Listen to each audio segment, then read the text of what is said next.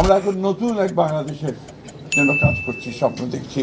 আমাদের নেতা, আমাদের তরুণ নেতা, আমাদের দলের চেয়ারম্যান এবং বর্তমান প্রধানমন্ত্রী তারেক রহমান সাহেবের নেতৃত্বে এবং অতি অল্প সময়ের মধ্যেই তিনি যে দেশের মানুষের মধ্যে যে একটা অবস্থান করে নিয়েছেন, যে তিনি কাজ করে শুরু করেছেন এবং কাজ করবেন এবং তার বিভিন্ন কর্মপদ্ধতিতে সেটাই প্রমাণিত হচ্ছে।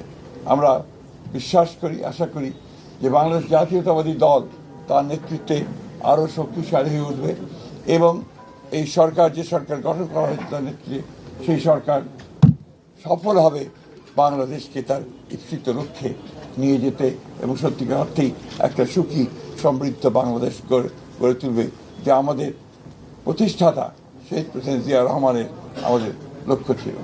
আমরা আশা করব যে আমাদের বাংলাদেশের সব মানুষ আমাদের দলকে সহায়তা করবে পূর্বের মতো সবসময়। খুব শীঘ্রই স্থানীয় সরকার নির্বাচন দিবেন, আজকে আবার কয়েকটি সিটি কর্পোরেশনের প্রতিনিধি করা হলো, তার মানে কি স্থানীয় সরকার নির্বাচন থেকে পিছিয়ে যাচ্ছে কিনা?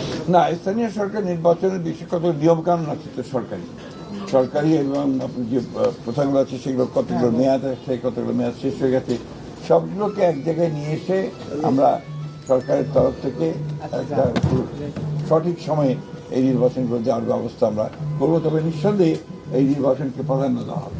অনেক জায়গায় আওয়ামী লীগের অফিসগুলো খোলা হচ্ছে, অনেক জায়গায় এটা আমরা চাইনি এবং আমরা যেহেতু আপনার আইনগতভাবে বলা আছে যে তাদের কার্যক্রম নিষিদ্ধ, সেইভাবেই এটাকে দেখা হবে সব জায়গায়।